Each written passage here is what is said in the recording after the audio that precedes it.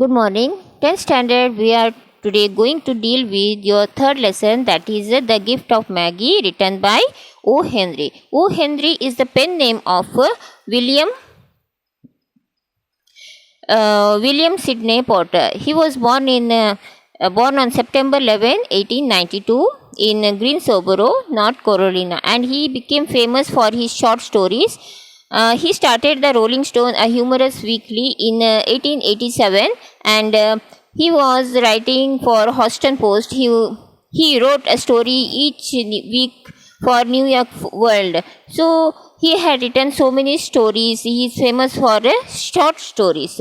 So this is also a short story written by O. Henry, which tells us about the importance of gift. Though we have maybe we have nothing to give to, some people try to gift away something precious, whatever they have, to their loved one. Here also the main people, that is Della and Jim. Jim's full name is James Dillingham. So they try to gift away the precious gift, whatever they have, on the eve of Christmas, as they know that whom they are gifting are very lovable and they are very important in their life. So they had precious possessions. Della had her long hair which reached her knees, and Jim had a golden watch which was given by his grandfather. So Della saved to gift away for her husband. She had saved for a lifetime. Not 1 year.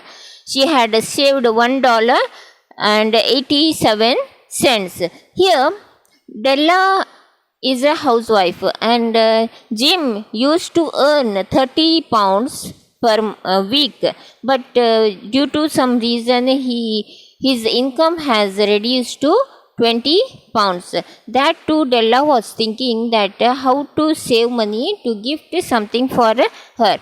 But 1 pound and 87 cents, as per her, she cannot gift anything precious, and she was thinking, she was very dull, as she could not gift, she is not able to give something precious to her husband. So while she was thinking about it, she suddenly got a thought that she had a precious possession, that is her hair.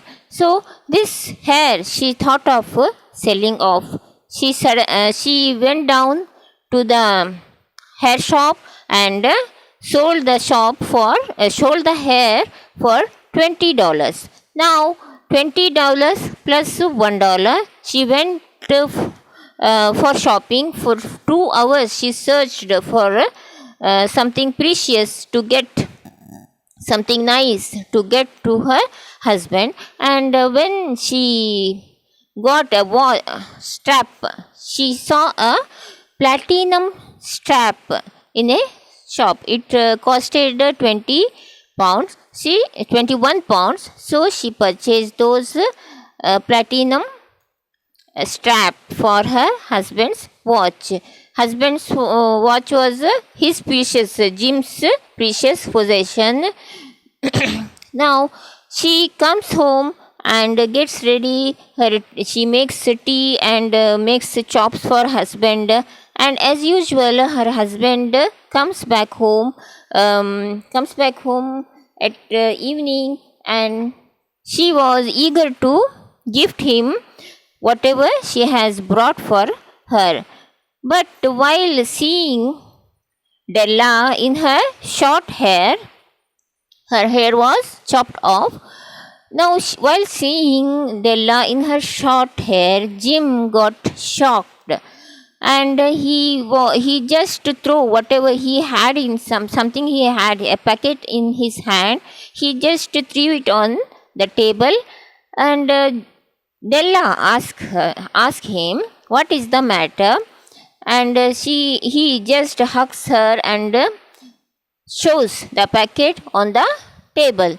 While she opened the packet, she saw that there was some Turkish shell combs which they used to wear on the long hair. only on the long hair.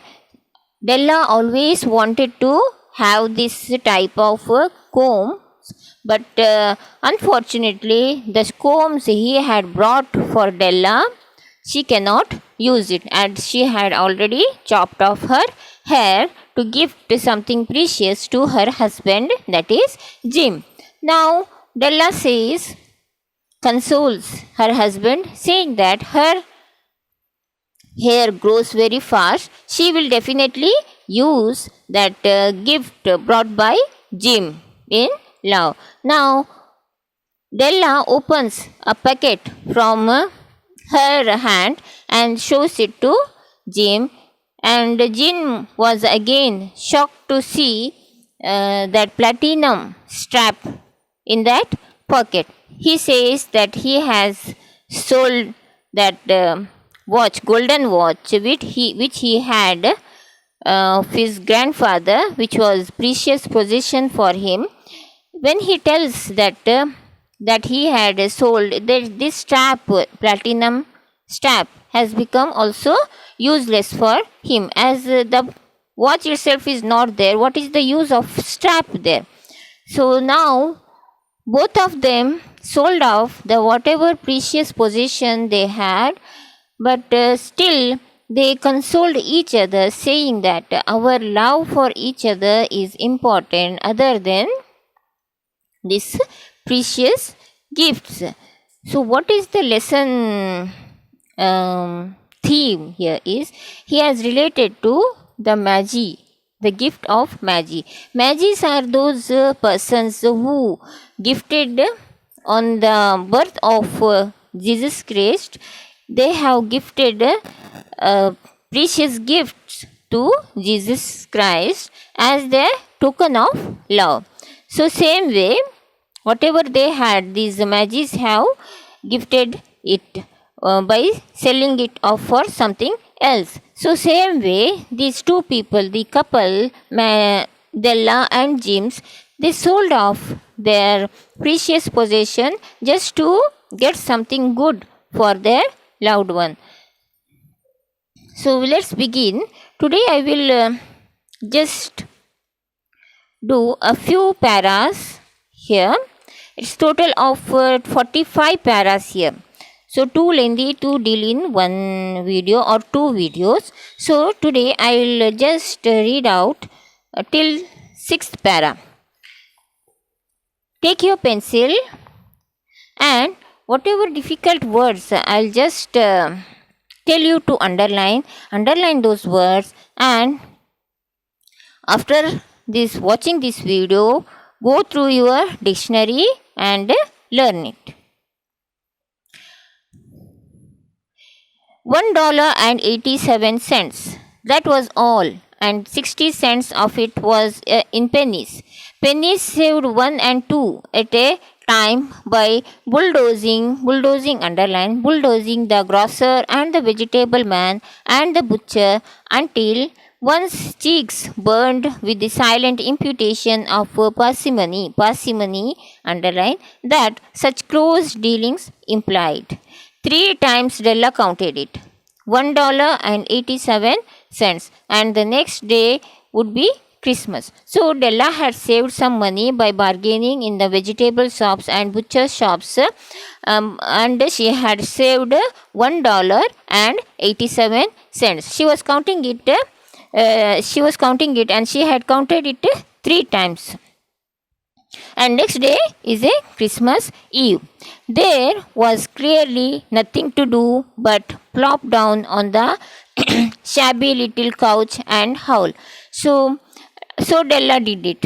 While instigates the moral reflection, the life is made up of sobs, sniffles, and smiles, with sniffles predominating. So sniffles, sobs, you have to underline, and instigates, and all these words you just underline and find the meaning. So there was clearly nothing to do but flop down on the shabby little couch and howl. Howling is crying. Here she was upset that she could not save much for the Christmas gift, so she falls. She just sits on the shabby little couch. Couch is a sofa, or you say sofa here, a seat, a soft seat.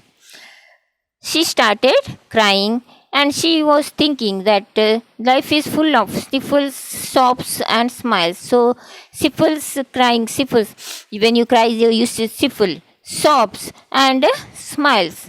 So, what is, she then thinks sniffle is predominating. When we cry, we sniffle, we do like this. So, this is sniffling. So, sniffling is predominating is if something is, two things are there, one thing is more and one thing is less, the more is predominating the other thing. Here also she thinks the sadness and cry and sobs are more than the smiles, while the mistress while the mistress of the home is gradually subsiding from the first stage to the second. Take a look at the home, a furnished flat at £8 per week. It did not exactly beggar description, but it certainly had that word on the lookout for the mendicancy squad. So, mendicancy squad and beggar, these things you have to underline here. What she was thinking, mistress means the lady of that house. She just looks around the house and thinks for £8 per week, this house is not that shabby as it is not that low considering the income of her husband. In the vestibule, below was a letter box into which no letter would go, and an electric button from which no mortal finger could coax a ring. Also appertaining thereunto was a card bearing the name Mr. James Dellingham Young. So what she was thinking, that there is a letter box in front of the house and no letter used to fall, to say that they have no such relatives in their life, so that they can get any letters from their relatives or friends. Another thing, that no one comes to the house, no one rings the bell, though there is a electric ringing bell. Thirdly, there is also a board in front of the door saying Mr. James Dellingham Young. Though all these things are there, they have no friends or very less relatives in her life. The Dellingham had been flung, please underline, the Dellingham had been flung to the breeze during a former period of prosperity. Then its possessor was being paid $30 per week. Now, when the income has shrunk to $20, though they were thinking seriously of contracting to a modest and unassuming D. But whenever Mr. James Dellingham Young came home and reached his flat above, he was called Jim and greatly hugged by Mrs. James Dellingham Young, already introduced to you as Della, which is all very good. So, in this para, the author has said, Mr. Dellingham, that is James Dellingham, the owner of that house, he pays $8 per week to that house as a rent. Before the Dellingham had a good income, that is $30 per week, but it has reduced to $20 per week. And but still they are very happily living, as his wife every evening when he goes back to his house, he see that his wife just comes and hugs her, and which gives a good feeling to her husband. Her name is Della. So James Dellingham is called Jim, and her Mrs. Dellingham is none other than Della. So, in the 6th para, Della finished her cry and attended to her cheeks with the powder rag. She stood by the window and looked out duly at a grey cat walking a grey fence in a grey backyard. Tomorrow would be Christmas Day, and she had only £1 and 87 cents, which to buy Jim a present. She had been saving every penny she could for months, but this result, $20 a week, doesn't go far. Only 1.87 cents to buy a present for Jim.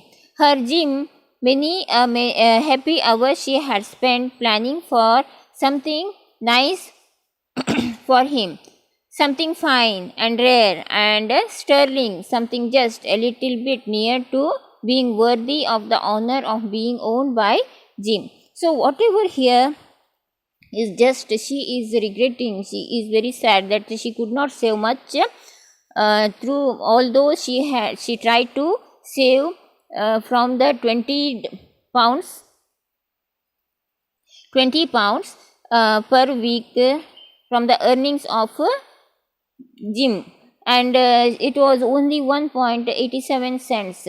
So what Della was thinking, her husband is a very nice person, so he should have something good. She should give something good to him. So she started thinking, what can I give him with just £1 and 87 cents. There was a pier glass between the windows of the room. Perhaps you have seen a pier glass in 88 pounds flat. A very thin and very agile person may, by observing his reflection in a underline sequence and longitudinal strips, longitudinal underline, obtain a fairly accurate conception of his looks. Della, being slender also you underline, had mastered the art. So there was a very very thin glass of windows of the room. So she can see through these windows. So she was just seeing herself in that glass. So she could accurately guess what she can see in the mirror. Suddenly she whirled from the window and stood before the glass. Her eyes were shining brilliantly, but her face had lost its color within 20 seconds rapidly. She pulled down her hair and let it fall its full length. So suddenly she whirled from the window. She was watching from the window outside, just thinking what she could give as a gift to her husband, and suddenly she gets a plan. Then she just unties her hair, losing it down, and she pulled down her hair and left it fall on its full length. Full length is till her knee level. Now, there were two positions of the James Dillingham Young in which they both took a mighty pride. So, two positions Mr. and Mrs. Dillingham have. What are they?